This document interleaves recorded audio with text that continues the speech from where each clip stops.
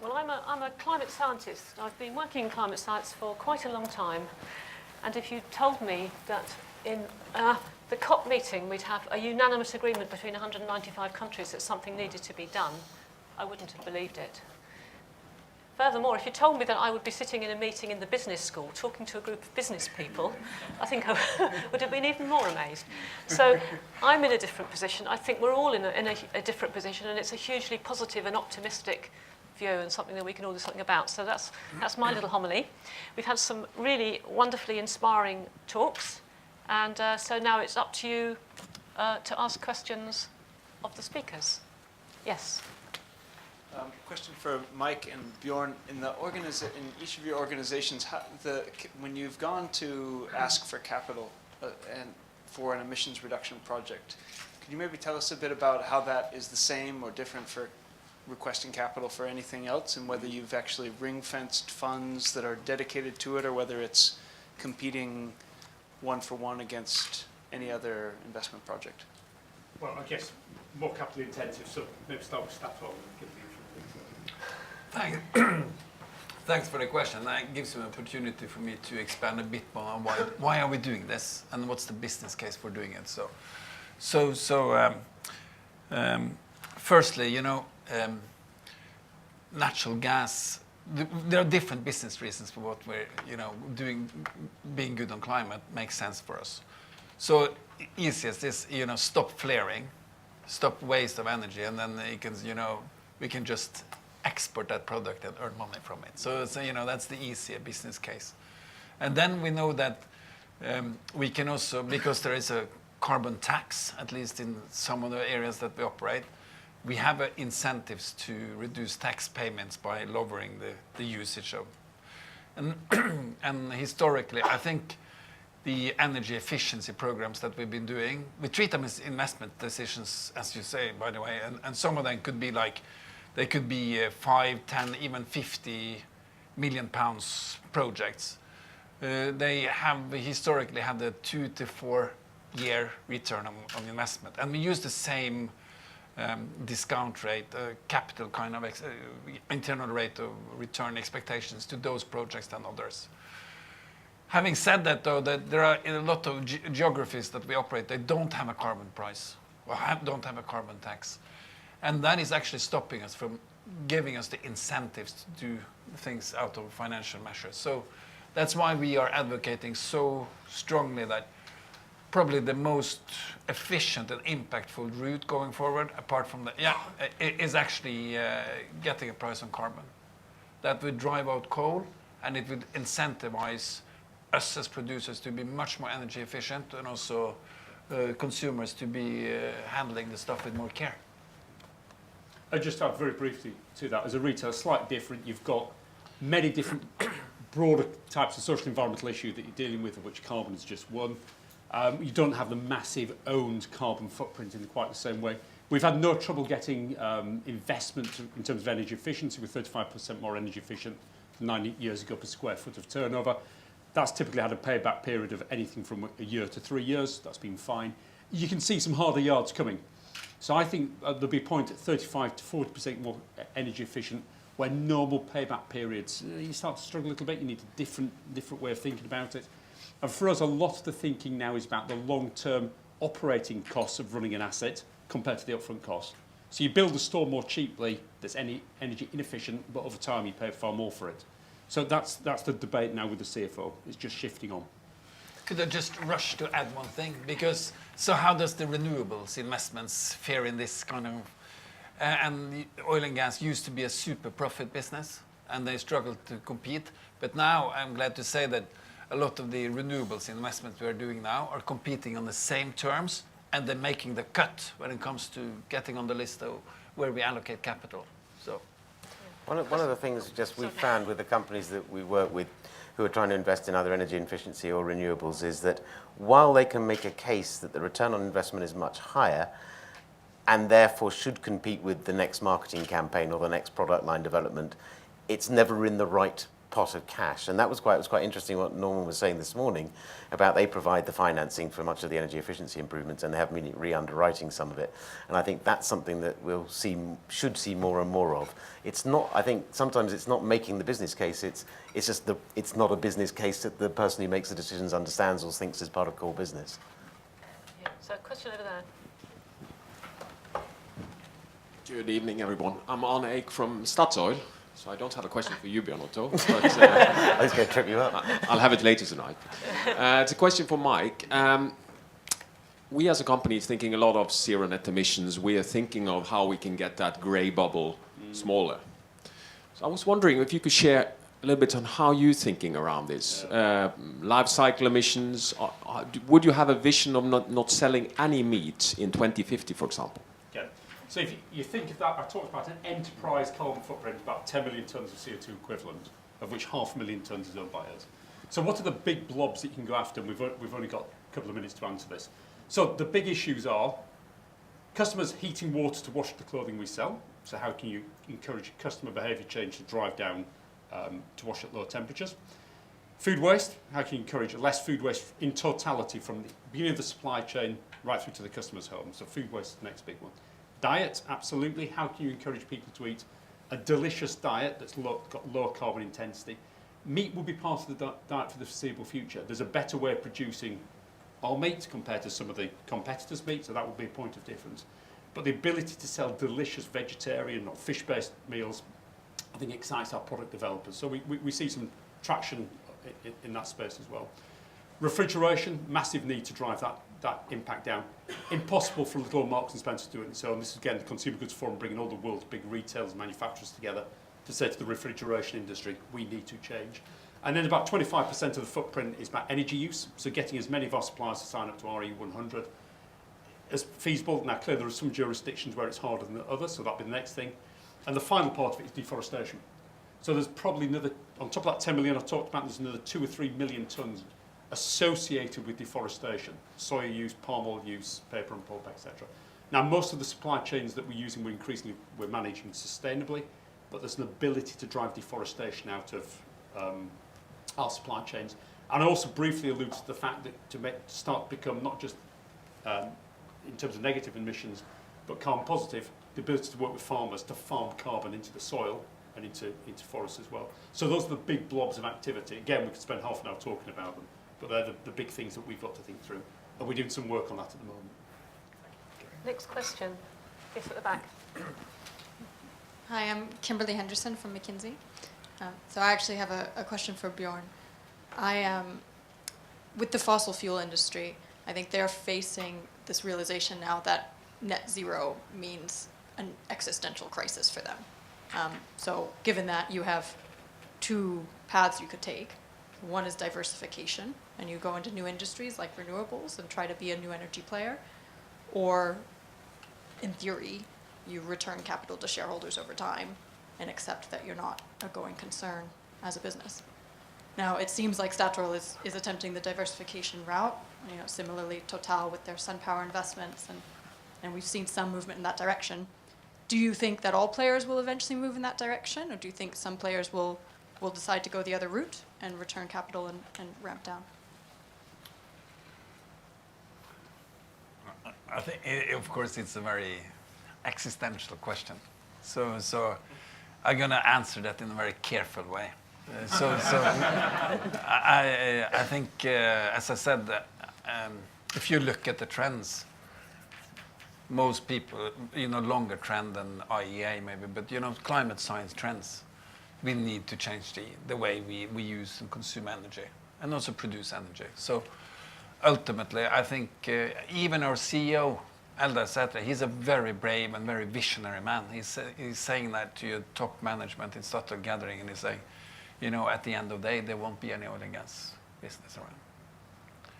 And I haven't heard that many other CEOs saying that. But of course, we need to do this transformation in a responsible way. So we generate massive tax income.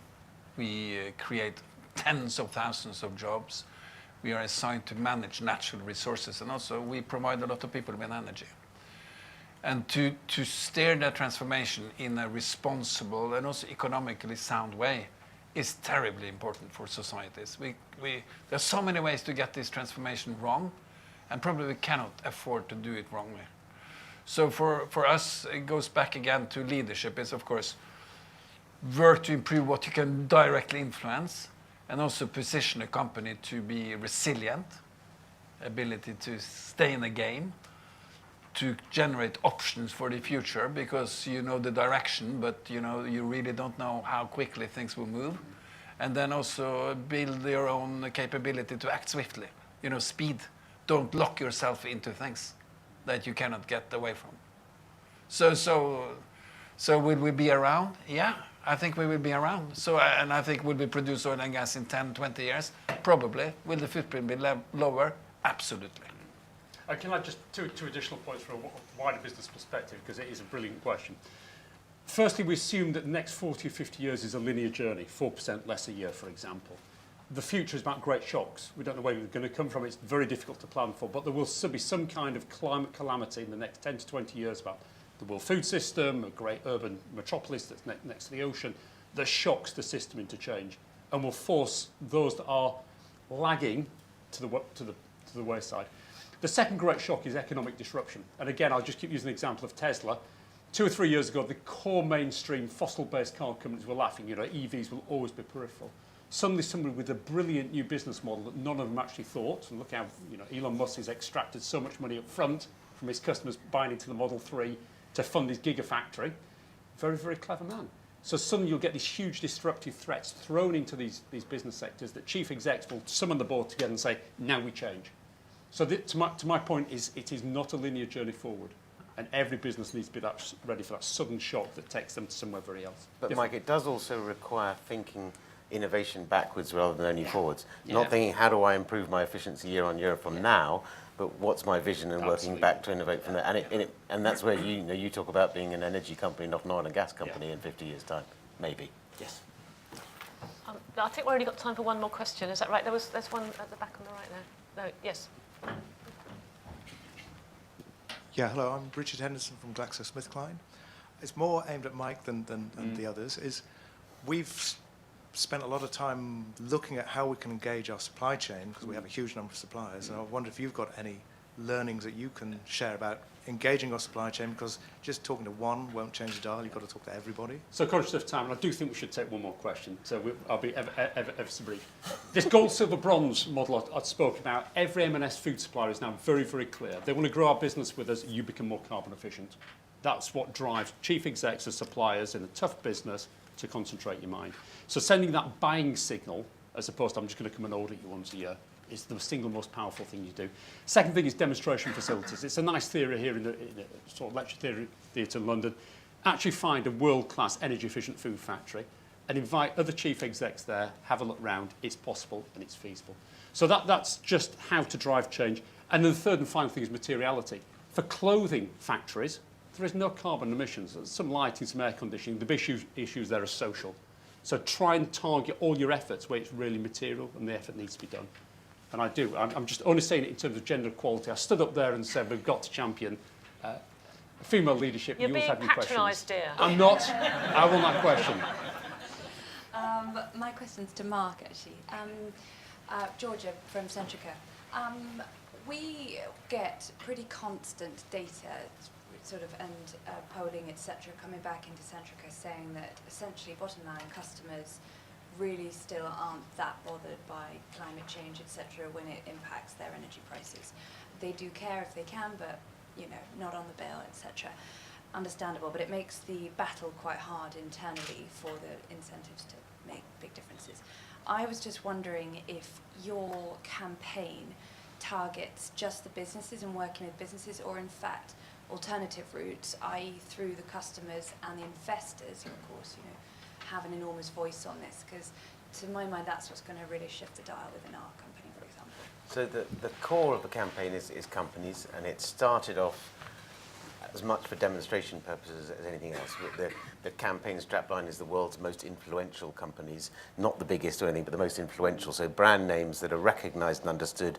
So when they stand up on the Hill in Washington, senators, particularly Republican senators, go, oh, really? And that was the beginning of it. Then we realized that actually there's going to be more traction, and so that you can have positive spillover effects. And so Mike's talked about the supply chain. There are others who joining RE100 as an opportunity to sell renewable energy kit to, IKEA, for example, is relaunching all its, solar and other energy efficient kit to sell to its customers. So that's another way. It's also a way of influencing policy. I think you're probably, well, actually I know you're right because I do price comparison myself. It's hard to find renewables at an individual level that are cheaper, renewable-based power that's cheaper than what you can just get off the grid. So it's not an easy option. You can, until a few months ago, you could get a nice feed-in tariff and put solar panels on your roof. That seems to have gone. But I think you can use it to influence. I mean, having spoke to people actually in Centrica about how we can facilitate this in a way that not only for the customers but for smaller businesses. Is there a way that you can create a tariff that makes it easier for them to come on board so that when Mike pushes down his supply chain saying you've got to do this, they go, actually now it does make sense for us. The customer side is going to be tough until either there is a much higher carbon price or you're required to sell a greater percentage of power. And I think it's actually much easier for individual customers to do the energy efficient stuff than it is for the renewable stuff. Well, thanks to our panellists for a really good discussion. I'm sorry we can't go on any longer. It's really getting interesting. But Mirabel and James want to wind up now. Thank you. Thank you.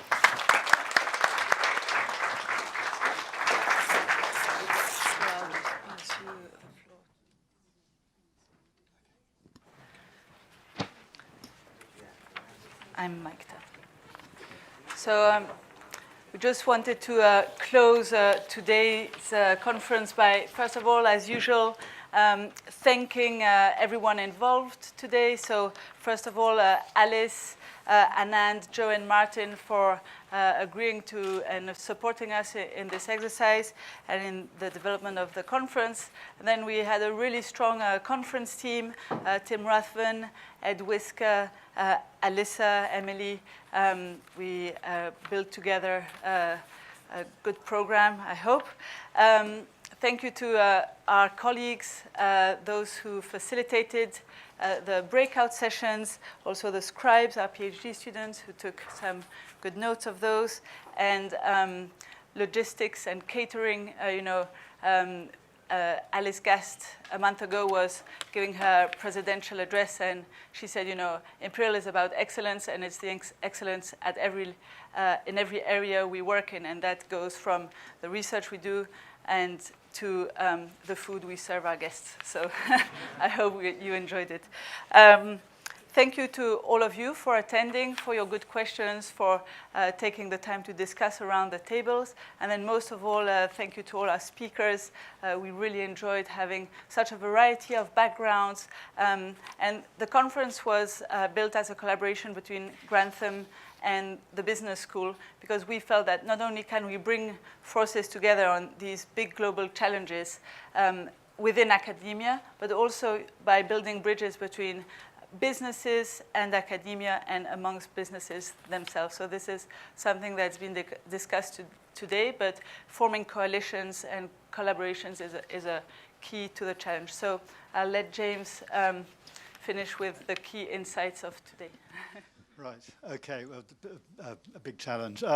And I should say that there will be a report of the proceedings, a brief report of the proceedings coming out in, I guess, probably about 6 or 7 weeks' time. So we'll share that with you.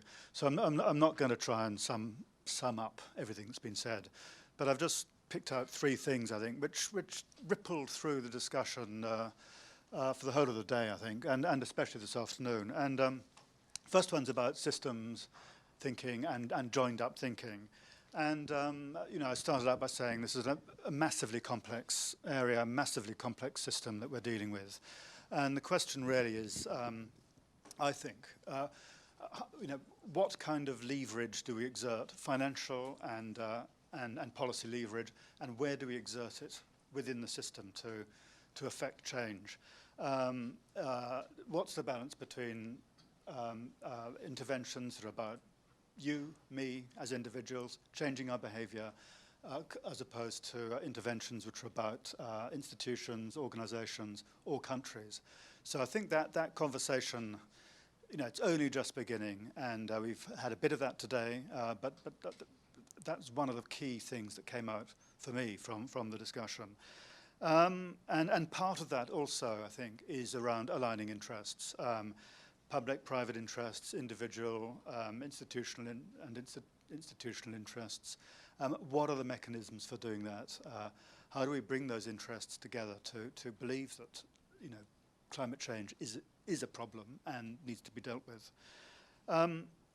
Second point is about the story, the narrative, and evidence. And I don't come from a climate change background. I'm a professor of technology and innovation management focusing on healthcare. But I was interested that there's a lot of discussion about evidence, actually, today, which is something that we know very well about in healthcare. But by that I mean, what kind of evidence should we be gathering? How do we turn that evidence into a narrative, a story that's convincing to different stakeholders? Different people have different views about, what the quality of that evidence is. So I think there was quite a lot of, for me, a lot of interesting points about the story, whether you're trying to convince investors, internal stakeholders and companies, or policymakers. How do we improve the literacy of the conversation? And then lastly, and I have to say this because I'm in a university, research and development. We need the support to do the research that will help us deliver the innovative technologies and new business models that are going to help us achieve the goals that we've been talking about. So I'm going to stop there, and thank you, everybody. It's been a great day. This was our first annual corporate conference, and we'll be having another one next year. But I think I'm going to draw proceedings to a close and let you all go out and have a drink. So thanks very much.